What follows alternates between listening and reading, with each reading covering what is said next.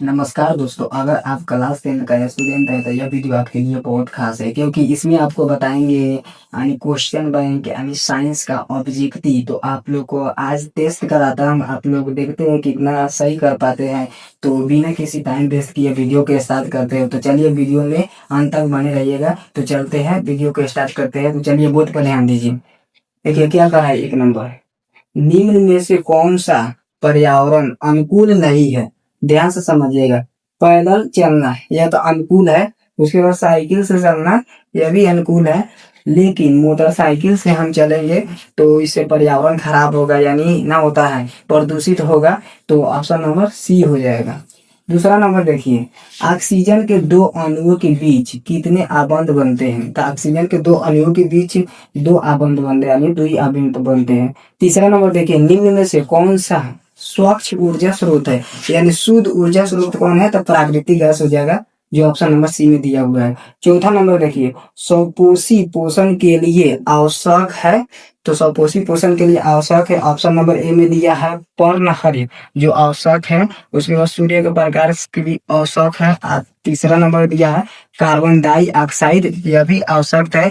तो इसका option number क्या हो जाएगा? डी हो जाएगा। तीनों हो जाएगा, पर्णहरित, सूर्य का प्रकाश और कार्बन डाइऑक्साइड, तीनों हो जाएगा। ठीक है। पांचवा नंबर देखिए, संगमरमर का रासायनिक सूत्र क्या होता है?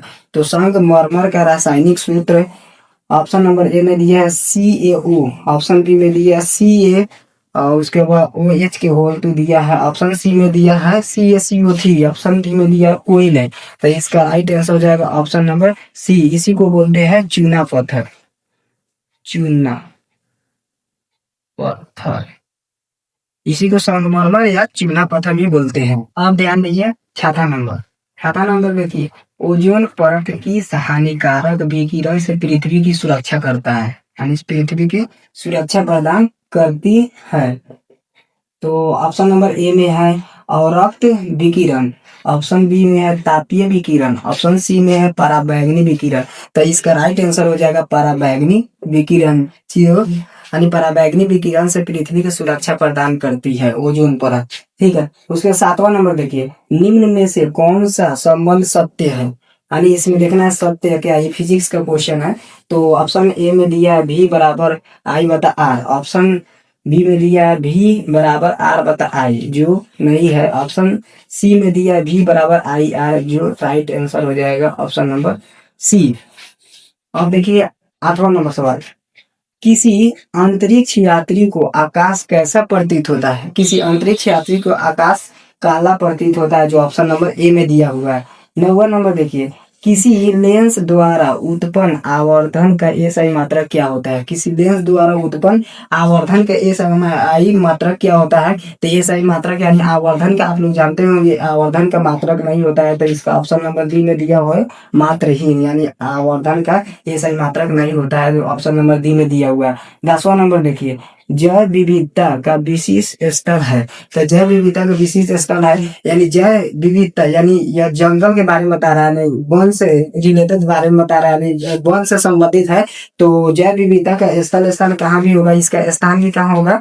तो वन में ही होगा, जो ऑप्शन नंबर डी में दिया हुआ है। यही आपका राइट आंसर हो जाएगा। जैव विविधता का विशिष्ट स्थल है तो वन में है। अब 11 नंबर देखिए, 11 नंबर क्या कह रहा है? एल्केन का सामान्य सूत्र होता है, एल्केन का सामान्य सूत्र। तो इसका एक ट्रिक बता रहा है, यानी दो जोड़, दो घटाव और दो छोड़। जैसे मान के चले ये क्या है, CnH2n+2, यानी यह हो जाएगा आपका एल्केन हो जाएगा, एल्केन। और उसके बाद CnH2n, यानी इसको छोड़ा गया तो क्या हो जाएगा? एल्काइन हो जाएगा, एल्काइन, एल्काइन हो जाएगा। CnH2n-2 है तो एल्कीन हो जाएगा, एल्कीन। देखिए इसका ट्रिक बता रहे हैं, यानी दो छोड़, दो घटाव और दो जोड़, यानी दो जोड़, दो घटाव, दो छोड़। जैसे मैं मान के चलो दो जोड़ना है तो दो जोड़ेंगे तो एल्केन हो जाएगा, दो छोड़ना है तो एल्कीन हो जाएगा, दो घाटा है यानी दो को छोड़ना है तो एल्काइन हो जाएगा, दो को घटाना है तो एल्कीन हो जाएगा। तो इसका ट्रिक यही है, त्रिक लिख लीजिएगा यहाँ पर त्रिक, यानी एल्केन,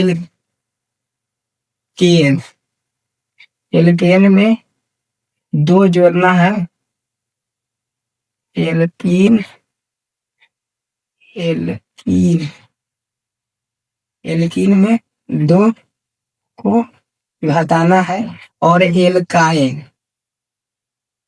एल्काइन में दो छोड़ना है, दो को छोड़ दे।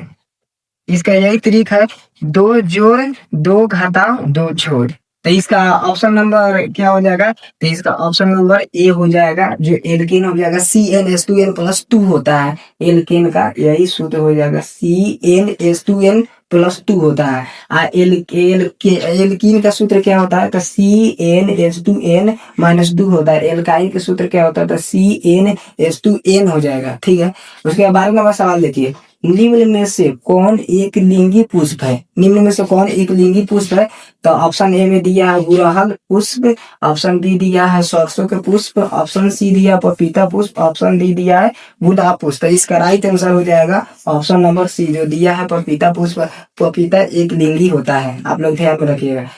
13 नंबर सवाल देखिए, निम्न में से कौन जीवाणु जनित रोग नहीं है, तो गोनोरिया आपका जीवाणु जनित रोग है, उसके बाद सिफिलिस यानी सिफिलिस भी जीवाणु जनित रोग है, उसके मासा यानी मासा ना होगा, यानी इसका ऑप्शन नंबर क्या हो जाएगा, सी हो जाएगा। क्या कह रहा है, निम्न में से कौन जीवाणु जनित रोग नहीं है, निम्न में से कौन जीवाणु जनित रोग नहीं है, तो मासा नहीं है, ऑप्शन नंबर सी में दिया है मासा। ठीक है, 14 नंबर देखिए, निम्न में से कौन सा उपधातु है, तो निम्न में से कौन उपधातु है, तो जेड यानी Zn जिंक ना हो सकता है, सी कैल्शियम ना हो सकता है, जर्मेनियम हो सकता है, जो ऑप्शन नंबर सी में दिया गया है। निम्न में से कौन सा उपधातु है, तो जर्मेनियम हो जाएगा, जो ऑप्शन नंबर सी में दिया है। 15 नंबर देखिए, सामान्यतः अनुशीतलन रक्तदाब कितना होता है, तो सामान्यतः अनुशीतलन रक्तदाब 80 mm होता है।